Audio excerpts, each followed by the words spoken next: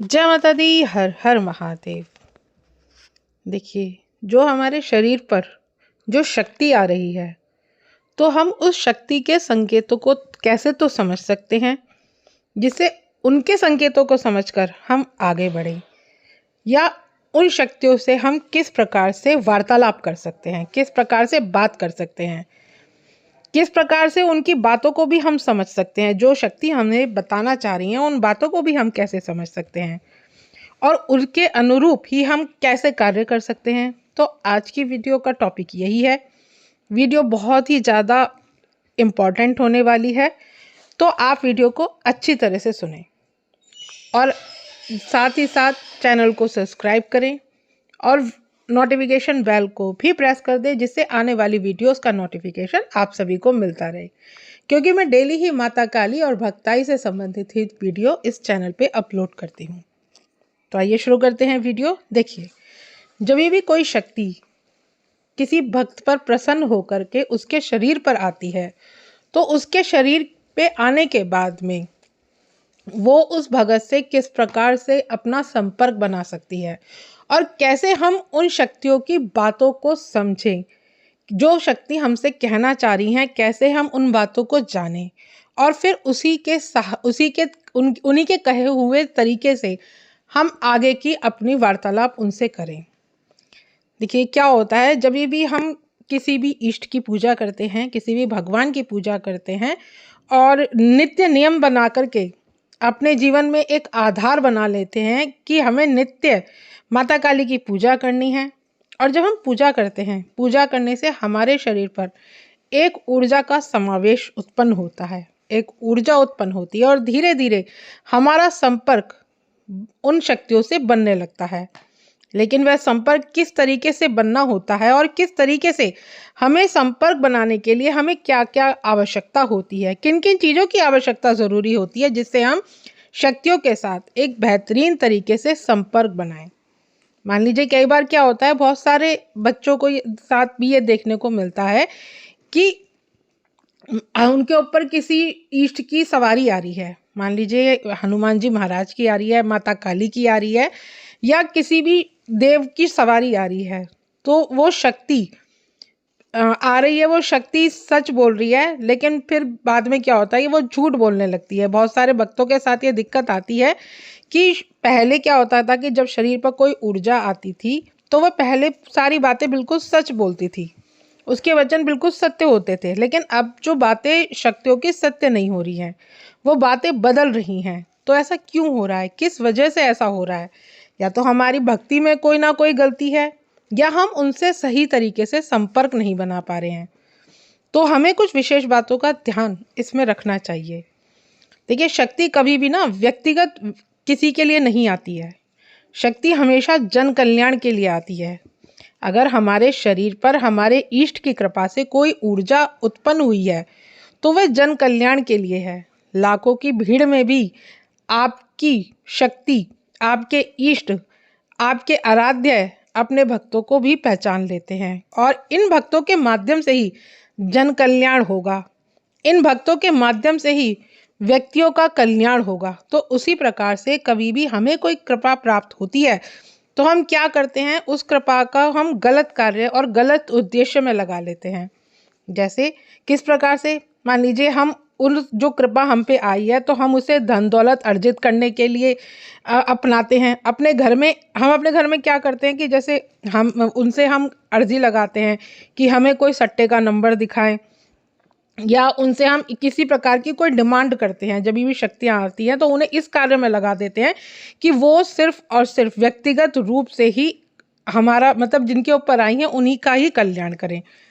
लेकिन कभी भी शक्ति ना विशेष के लिए कभी भी नहीं आएगी, वो हमेशा जन कल्याण के लिए आएगी। अगर आपकी शक्ति को जन कल्याण के कार्यों में लगाओगे, तो आपकी शक्ति भी कई गुना ताकतवर होगी।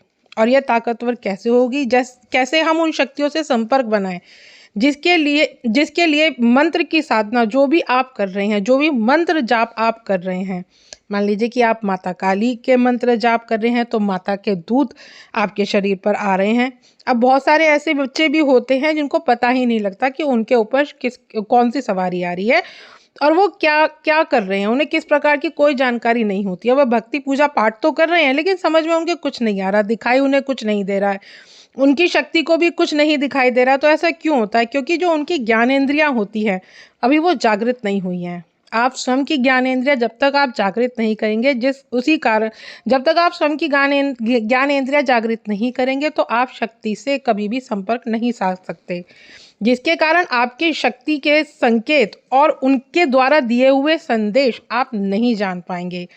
जब आपकी ज्ञानेंद्रिया प्रभावशाली हो जाती हैं, जब आपकी ज्ञानेंद्रियों के माध्यम से शक्ति संपर्क बना लेती है, तब आप उनकी एक एक बातों को समझते हो कि वे आपसे क्या कहना चाहती हैं, किस प्रकार से वो आपसे कार्य करवाना चाहती हैं और किस तरीके से वो कार्य करना चाहती हैं।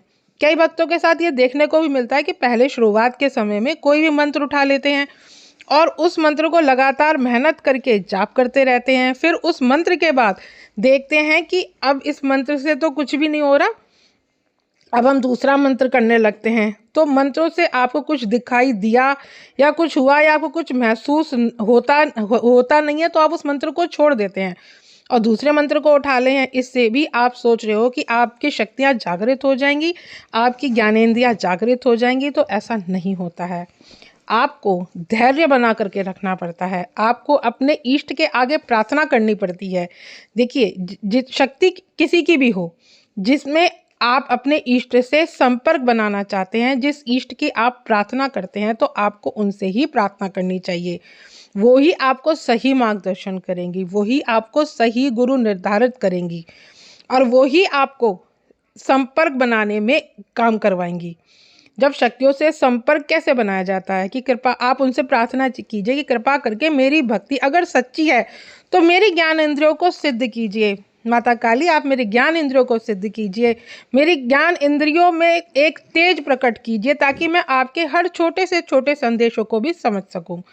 जो हमारी 5 ज्ञान इंद्रियां होती हैं ये बहुत ही ज़्यादा प्रभावशाली होती है, बहुत जल्दी ही इनसे संपर्क भी बन जाता है। आपको सामने वाले का संकट का आभास हो जाता है, आपको किसी के घर की नकारात्मकता का आभास हो जाता है और आपको पता लग जाता है कि सामने वाले व्यक्ति के शरीर में अच्छी शक्ति है या गंदी शक्ति है। लेकिन इसके लिए आपको नियमित रूप से पूजा करनी चाहिए, आपको रोज नियमित रूप से जाप करना चाहिए। अगर आपने कोई भी दिन निर्धारित किया है भोग देने का या हवन करने का, तो आपको वो सब चीज़ें करनी चाहिए, क्योंकि आप किसी भी मंत्र का जाप आप जब लगातार करते हैं और जब तक आप उसका हवन नहीं देते हैं, जब तक आप उसका दशांश हवन नहीं निकालते हैं, तो फिर आपको उस मंत्र का कोई फायदा नहीं मिलता है। तो इसलिए आपको हवन करना चाहिए, आपको अपनी शक्तियों की ऊर्जा बढ़ानी चाहिए, आपकी ज्ञानेंद्रियां इससे जागृत होंगी, जिससे आप शक्ति से आसानी से संपर्क बना पाएंगे और शक्तियां भी आपको सहयोग कर पाएंगी। फिर आप उनकी इच्छा के अनुसार कि वो किस वजह से आपके शरीर पर आई हैं और वो क्या चाहती हैं, किस तरह से वो अपने साधक को साधना चाहती हैं, किस तरीके से वो चाहती हैं कि उनके साधक उनके अनुरूप चलें। तो फिर जब आपका ये संपर्क स्थापित हो जाता है तो आप कानों में आपके एक आवाज़ आने लगती है और शक्तियाँ की आवाज़ आपको साफ और स्पष्ट सुनाई देने लगती है। तो व्यक्तियों को समझ में आता है कि हाँ, हमारी शक्तियाँ हमसे ये बोलना चाहती हैं या ये संदेश हमारी शक्तियाँ हमें देना चाहती हैं। तो इस प्रकार की दिक्कत आपको सिर्फ एक लेवल तक की लगती है जब तक आप नियमित पूजा पाठ नहीं करते हैं। अगर आप नियम से पूजा पाठ और जाप अपना जारी रखते हैं तो विश्वास रखिए, जो आप सोचते भी हैं वो आपको दिखेगा भी। ठीक है, पहले कानों में आवाज़ आएगी, फिर आपको दिखना भी शुरू होगा। तो आप सोच रहे हैं कि एकदम से शक्ति आई और आप उनसे संपर्क बनाने लग गए, वो सब कुछ आपको बताने लग गई, तो ऐसा नहीं होता है। क्योंकि इन सब चीज़ों में होता है तप का फल। आप जितना अपने आप को तपाएंगे, आप जितना अपने आप को ऊर्जा देंगे, उतना ही आपकी शक्तियों को भी आपसे ऊर्जा मिलेगी।